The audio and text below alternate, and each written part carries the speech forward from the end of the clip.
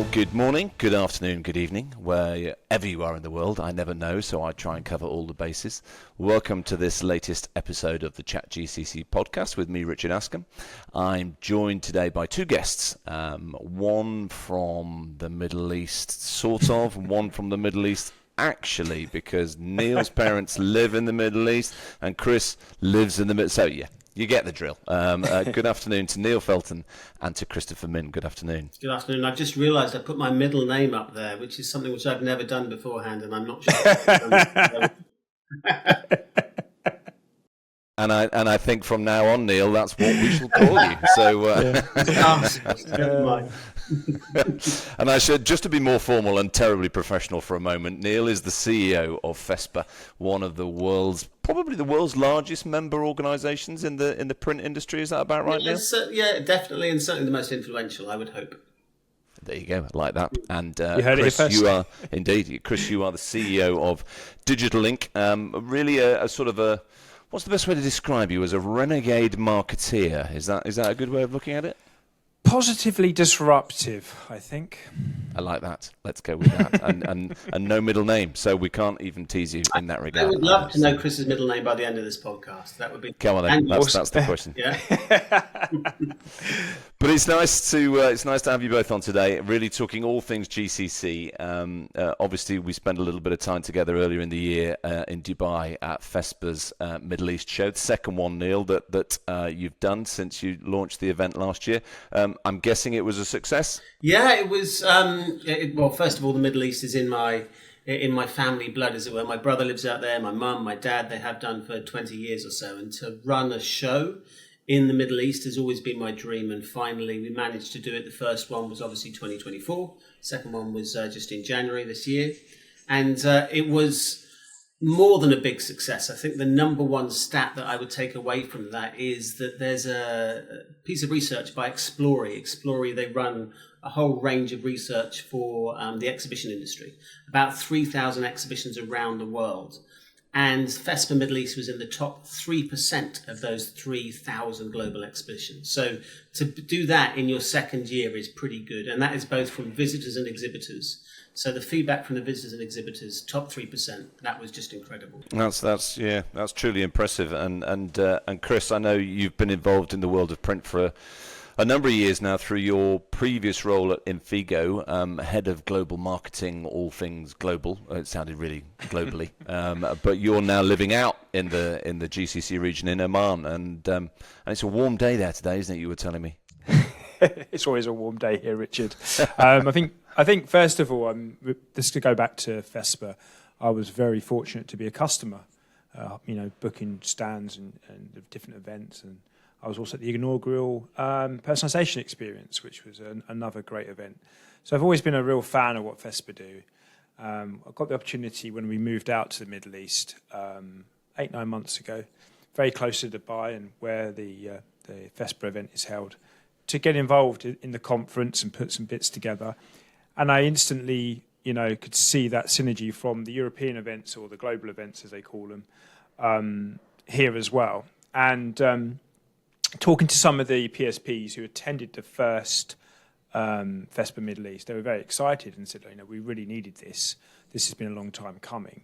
There's no other event like it.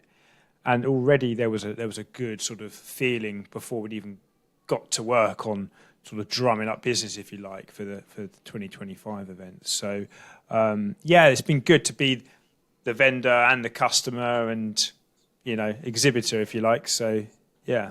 Yeah, you've seen all sides of it, which is great, and I think that's I've always enjoyed having that sort of non-vested position, overlooking a voyeur, if you like, of the industry. But what I'm seeing already, Neil, is the growth in the print industry shows no sign of stopping.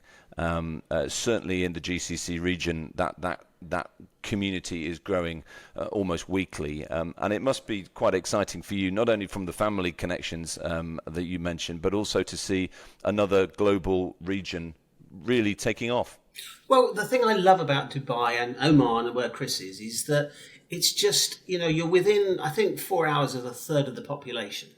It's just the location of it, Sheikh Mohammed, he really knew what he was doing with regard to, if you wanted to create something which was just the hub of everything, it's Dubai and the GCC region. And you look at it, we've got a brand new airport near the DEC where we hold the exhibition. It's got something like 7 runways. Now, here in the UK, it takes us 40 years to agree a third runway, and we still haven't done it. So, there are lots of people that sometimes say about the region, saying, with regard to not necessarily being nice about it. I'm saying we should be amazed by the scope and the scale and the power of change that can happen within a region like that. And I can see why Chris would move out there. What a fantastic place. What a fantastic region with great opportunities. And I think we've got 7 runways in the whole of the UK, actually. But it is that, Chris, isn't it? It is the ambition of the region. That I guess in many ways attracted you and your family out to work in that part of the world, but also looking then back at the print industry. And we've done a few podcasts now for ChatGCC and spoken to a number of players in the area. Amit Radia was one of the early guests on the podcast, talking about how the print industry is vibrant in the region, but nobody's really seen it. So is FESPA's lens, do you think, on the region really magnifying what's going on? Yeah, I think so. And I think that goes right back to the way they prepare with their data, their research before putting an event on like FESPA Middle East. You mentioned the phrase GCC. Well, that's something that the guys at FESPA HQ were very keen to stress to me, that we're not just looking to bring people from the UAE into this event. We're looking from Saudi, we're looking at Kuwait, we're looking at Bahrain, we're looking at all the other countries as well, even little old Oman, where I am as well. And that was really, really good and really refreshing to hear. But something else they did that really stood out, and living here and seeing the growth of digital signage when you go to your local supermarket or you go to anywhere, it's huge out here. And what FESPA have done is they've got the traditional print. They're dealing with the demand that the PSPs require, but they're also bringing in this digital signage element as well, which, funny enough, go hand in hand. And if you're out here, you can see the two working together as a collective marketing offering. And I felt straight away that they're on the right track. When we started, again, I said this earlier on, when we started speaking to the guys that attended the previous inaugural event, and when we started asking them to get involved in the conference, there was a common talk track. This is what the region needs. This is great that FESPA are doing it. Nobody else has done it. And you kind of got an impression or an intimation, we've been kind of forgotten here, but actually we've got more money. We've got better infrastructure. We want to move quicker. We get software. We can ship things, because as Neil's just mentioned, you're in one of the biggest transport hubs in the world, if not the biggest. And you kind of felt that there were a lot of established people that were not just in the region. They got it. They've been there, got the T-shirt, but they also were ready to move quickly, and they wanted the resource, they wanted the network to do that. And as you say, Amit was one of those who championed the fact that FESPA, one of the first to bring in resources and education to help move the print industry in the Middle East on quicker. And this is kind of, Neil, why we sort of started ChatGCC, really, to almost bring that community for the whole region, because it's a little bit distracting at times, I think, when everybody just talks about Dubai, and for obvious reasons and good reasons, but I think there's people across the whole region that are in this industry, are benefiting from and giving back to this industry. So having a spotlight, you guys coming along with FESPA Middle East in 2024, has really brought that spotlight, and I know there's plans already in place for next year's event. So it's exciting times, isn't it? Well, it is, and you talked about GCC, but you shouldn't forget, there's places like Tanzania, Kenya, Sri Lanka, India, Pakistan, all of those, Bangladesh, massive for textile. You've got Egypt as well. So there are a large number of countries which can easily get to Dubai, and that's the reason why we hold it in Dubai. But it's called FESPA Middle East. It's not called FESPA Dubai. It's very, very clear. Or FESPA United Arab Emirates. It's very clear. It's for the region. And they all have different needs. So if you look, I mean, Chris, you mentioned about digital signage and how digital signage and traditional print work alongside one another in the incredible shopping malls that they have here. But then you get the flip side of going to Egypt for textile and the amazing work that they're doing with textile there, or in Sri Lanka or Bangladesh, or some amazing stuff they did at the World Cup. So, you know, there's a whole panoply of different things happening in the print industry, and all of them have got slightly different needs, but they never had a home where they could come and they could actually meet like-minded printers from the variety of niches we represent and truly understand what they can do. And I think that's what FESPA's job is. We're not for profit. We're all about reinvesting back in the industry. And education is the number one way in which we can identify niches and show those niches to all these incredible printers that we're getting to know over the last few years. And I definitely think that was evident, Chris, wasn't it? When we were very fortunate to be looking after the personalisation experience area at FESPA Middle East, and the talk tracks there, the AI lab particularly, was rammed, wasn't it, with people that are just keen to learn. And I think this is, education is it's always a difficult word, because in my head it's like, oh, that sounds like school. I don't really want to go to school. But the print industry has done a brilliant job, I think, of not only collaborating but also wanting to learn more. And it was so evident. You can't hide that on the looks on people's faces, can you? No, not at all, Richard. And one of the things I was personally proud of was that that particular event and the way that the FESPA guys had laid out their stall for how they wanted the conference to be. AI and sustainability were going to be two of the topics, the key topics, and we covered those. Are they marketing trends, or are they something we should take seriously? And there were some very good debates, throughout the conference on that, and that was fantastic. But I think what it's also done as well is it's set the bar pretty high now for the requirement for conferences and education, because. And again, another proud moment was seeing the tools that were shared, the frameworks that were given to the PSPs on not just on how AI can benefit your business, but actually going into the detail of, do you have a HR department? Are they using AI properly? You can get back a couple of hours a day by doing this, and actually focusing on running a successful business. And then before we knew it, the debate had moved on to how to sell print properly, and can people sell print like they used to in the old days, and then how to use AI to do that. And of course, if we don't sell, we don't buy, and it's as simple as that, isn't it? So there was so much tangible, wholesome information shared that I just felt that these people would take away with them and be able to put into practice on Monday morning when they returned back to whatever country they were visiting from. And that was a very proud moment for me personally. And actually seeing the sustainability in the AI piece, not just being a buzzword by the FESPA marketing team, but being something that was of use and was going to give some value. You're listening to the ChatGCC Podcast with me, Richard Askam. Currently not sponsored, but there is an opportunity there if you'd like to get in touch. And of course, the FESPA bandwagon rolls into Berlin next month, Neil, and Chris and I will be there in our traditional German costumes, drinking beer, and obviously we like to nod to the to the region. I'm sure you will too. But tell us a little bit about what people can expect. It's obviously your big European show of the year. It takes a lot of planning, and it's 14 months, of course, since the last one, because we're not being put off by Drupa this year. So what have you got in mind for us this year? Yeah, I mean, do you know what? You often get a feeling when I've run exhibitions for many, many years, and you often get a feeling for a show. And the feeling for this show is absolutely incredible. If you look at any of the social media, you look at LinkedIn or whatever, the number of new launches which are coming out, I could list 30 companies which are coming up with some incredible stuff, like really, really groundbreaking. Fujifilm, HP, Mimaki. I mean, I could go on through a whole long list. I know Durst are doing something amazing. The ink sets, the substrates. Somebody the other day highlighted to me some research which was done about 25 years ago, but still very much relevant today, is that they noticed that the people who are at the very tip of all change have always gone to exhibitions.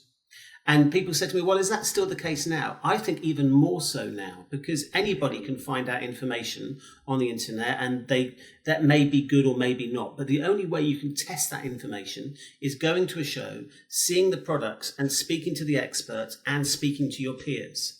And so the research from 25 years ago is even stronger now, because you will see the people who walk around a show such as FESPA, which is the global launch pad for so many things, and actually test that product and actually see the people that you're buying it from, the service engineer, the printers who are buying it. And I think that's the unique thing about FESPA, is not just a trade show, we're a federation of associations. And I think both of you hopefully can feel that, is that it's a much more stronger collective international strength to the show, that people want to share ideas. Often when you go to national shows, you're speaking to your direct competitor who's going for the same bid. Here you've got printers from around the world, very much like the Middle East actually, who are trying to learn from one another and approach it in a very much open way. So put it this way, any printer from the region to come to the global show is really, really great. And if you miss it there, we'll bring as many of those learnings from the global show and products to the Middle East show, which will be in January 2026. So you've got to see it. And there was one final point, Chris, you mentioned about AI, and it was really interesting how AI and FESPA sort of merged, because I wrote down in ChatGPT, I think the question was, how is AI going to change the wide format print community? And I wrote it quite a while ago, and it came up with 11 points. And I won't go through those 11 points. And then I said, of these 11 points, which would be the most beneficial to the industry? And it came up with 2. It said automated design and layout optimization and predictive maintenance and diagnostics. And I thought, well, that's great, but I wanted to check with an expert. So I spoke to our expert, Graham Richardson-Locke, and he filled in any other gaps that I had with regard to those 2, added an extra one. So it just shows that AI is a very powerful tool, but if you combine it with the biggest experts in the world, you can't go wrong. If you just do one or the other, then I'm not necessarily saying that would be a stronger recommendation. Yeah. Try and combine the 2. Yeah. And this is the bit I think that the AI Lab did really well in January was, and you used the word there perfectly, because it is a tool, it is a part of a toolkit. Part of that toolkit is us as well. You know, is the hammer's only as good as the bloke wielding it. And so in many ways, I think, and funnily enough, earlier on today, I hosted a podcast about AI for the over 50s. Just me on this call. Oh, that's good. Well, it's just we'll not talk about him then. But in many ways we are, and always have been, from time immemorial, scared of the change point where technology comes in. And I was joking, as I often do, about, well, I'm going to stick with steam because that's always worked for me. You can keep your newfangled electricity, and so we are at another pivot point, aren't we, in the business world with generative AI. It's relatively new, although AI isn't new. Chris, you use an awful lot of this new technology, I know, in your marketing services at Digital Inc. What's really getting you excited about AI? Well, first of all, there's a misconception. So, and I have to mention this because, again, going back to FESPA Middle East, some of the speakers were talking about software integration, software automation. So, and one of the things that was highlighted in that is the AI that's been around for quite some time, especially in some of the pre-flighting and moving the job file onto the press and that kind of thing. For me, obviously being a marketeer, I love anything that's creative. We can create content very, very quickly. We can remove errors and mistakes, just like in the print space as well. But I think ultimately it's the speed things are moving at now, and there really is no restriction on what you may want to create, what you may want to do.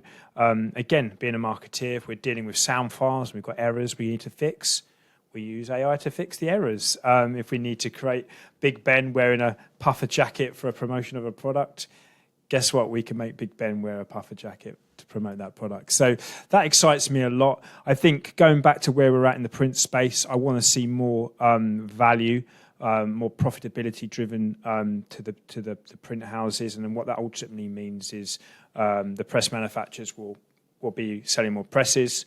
Neil has bigger shows, and the GCC continues to flourish. So I think for me personally, although I like the cool shiny stuff, I want to see more software automation and AI really speeding up, speed to press, if you like. And you mentioned 25 years old research there, Neil. I think we could probably go back to Victorian times and the invention of the Great Exhibition. And we do like, don't we, to be seen and to see and be seen at these big shows. And FESPA is probably I would call them one of the grand slam events of the print shows around the world. Really looking forward to it. It's coming up in about 5 weeks' time, I think, in Berlin. If it's 4 weeks' grand time. slam, it would be Wimbledon without question, I would say. Yeah. I'll take that. I'll take that. You said it, so I'm not going to. And actually, you're probably right, actually, because it does, that sort of that European feel. Comes through really strongly. I've been to the last 3, and it's one of the most enjoyable events to go to. And I'm not just saying that because you're here, but it seems to have that sort of that grand exhibition feeling about it. And it's not just a print show, is it? It's so much more than that. It's about energy. I think shows, good exhibitions will always succeed.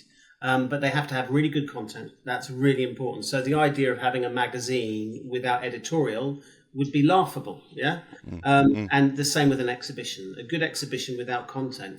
And I suppose it's the genuine feeling a visitor would experience, because they know, I think a lot of them understand, that we're not about making money. We're about making money to reinvest back into the industry for the good of the industry. So every decision we make is based on that. What's the best experience for the visitor, the exhibitor, and what can we show them? Particularly when you talk about the niches we're talking about. There's so many fascinating niches. When I first heard you speak, Richard, with regard to the Coca-Cola story, and then we talked about personalisation, and that's what got me really excited. And that goes into the textile space, that goes into the interior design space. So many different facets of what happens in our industry. And then the same thing goes with a garment production with regards to a whole range of things that we're doing with regard to corrugated. There's so many different niches people can go into, and FESPA is the one place where you can find all of those niches and real stories behind those niches and why you should go after them. And people like yourself and Chris are the ones that can help guide these people into these opportunities. That's the most important thing. Yeah, no, well, thank you. And we certainly try to highlight all parts and all areas of the industry, because industries aren't just one thing. They are a myriad of things. And I think print, as long as I've been involved in it really for the last 10 years, has shown to me really the degree to which it's willing to collaborate and truly collaborate, not just use the words. And as a result, walking around these places over the last few years, as I've been fortunate to do, and standing on these stages, you see that and you hear it and you feel it, and it's a very tangible thing. It always makes me smile when people, the debate happens annually, is print dead? They clearly don't know what they're talking about, because the industry, I don't think, has ever been more vibrant, has it, Chris? No, definitely not. I mean, actually, we talk about COVID being quite a stressful time, and obviously it was for a lot of people, but print's bounced back and some. And I think also, again, to the testament of FESPA, the show organizer has bounced back as well and put on a much better events, as Neil said, better content, better delivery, better tools. If that continues, it's a winning formula, isn't it? The people are going to keep investing and coming to the shows. The money goes into the show. We get better content. It's a win-win for everyone, isn't it? Yeah, well, I hope so. I hope so for both of you. Tell me a little bit about Digital Ink, Chris. We've got a couple of minutes left. Tell me what you're aiming to do with your brand new agency that you've launched this year. Let the listeners know what they can expect. Well, I'm pretty lucky, Richard. Like yourself, I've been in the industry about 10 years, working on pretty much every part of an automated workflow, from web to print at the beginning to shipping controls at the end. So I have an understanding, not an expert at all, but I have an understanding of all the different facets of a successful print operation. I know the good, the bad, the ugly. I know who plays well with who and what works well and what doesn't work. And I have an understanding of basic metrics of what success looks like if you're trying to drive an online business, like something like a print souk, for example, out here in the Middle East, which is a very famous B2C sort of business operation. And ultimately, we want to bring those services to the print industry, where we can help you launch a sideline of products for an e-commerce business, or we want to help you, get a podcast off the ground, or raise a new brand, or work on software automation, or custom AI development to help you get, an automated service. So generally, our whole premise is to look at a business, to look at where they want to go, and then we add the marketing, content and strategy around that business plan. we have to align with the sales team, we have to align with the business plans, and then what we'll do is we'll have good conversations with our consultants who will have knowledge and experience that money cannot buy, and they will share the best route to achieve that goal. And I think it's an expansive project, but it's a rewarding one. And I'm very fortunate that the team is made up of some very, very skilled creatives and some very, very skilled technicians. And as you've always said, Richard, it's the tech industry, but it doesn't know it yet. Absolutely. Well, listen, it's been lovely chatting to you both today. I can only apologise, by the way, talking of toolkits, I've got a carpenter in the house and he appears to have bought his drill today rather than a tool, the AI, so I can apologise for him. But Neil, final word to you with Berlin coming up in 4 weeks' time. What are you looking forward to the most about that? And I know it's a busy week for you, but there must be something you think can't wait for. Well, there's a couple of things. If you're there on the Thursday night, go to the party and I'm not necessarily a party man, but if you want 600 of the most influential people letting their hair down and really enjoying themselves, that's without question a moment you need to have in the party. I believe both of you, I hope, will be there. I think the main thing that I'd like to see, we're also launching the FESPA Foundation, which is a world first, where everything we're printing at the show, or some of the exhibitors are printing, we're going to be shipping down to Africa to help schools across Africa. And if anybody gets a chance, go and look up FESPA Foundation and look at the video, the first school we transformed. That's going to be pretty cool. But the number one thing is to see 20,000 print professionals from exhibitors and visitors looking at the new products which are happening and engaging with the best in the world, and looking at the three main topics for your podcast listeners and viewers is sustainability is very high up there. AI, as we've discussed, is very important, and automation. Those are the three main topics which I think most people are looking at, and the same for the Middle East. And I think going to see what the new opportunities in those three areas, and about another 5 separate niches which you could go into, or maybe even more, I don't think you could have a better 2 or 3 days to pack all of that in. Yeah, no, I would agree with that. I'm very much looking forward to it, and I look forward to catching up with you both there in person in about 4 weeks' time. I'm sure we can probably put some ticket details on the end of this podcast for you as well, Neil, so I'll do you a favour. There you go. It's down there in the text at the bottom. So listen, thank you for joining me on the ChatGCC podcast. It's been fascinating to hear the development of FESPA in the region, and as well as Chris hearing what Digital Link has got planned as well for the future. Thank you very much to listening to us today from Mr. Neil Julian Felton, as we've all learned today. Oh, we just find out what Chris's and yours are. But and from Christopher Shirley Minn, who knew? So he's learning it for the first time as well. And from me, Richard Askam, thank you for listening. We'll see you somewhere soon. Thanks very much.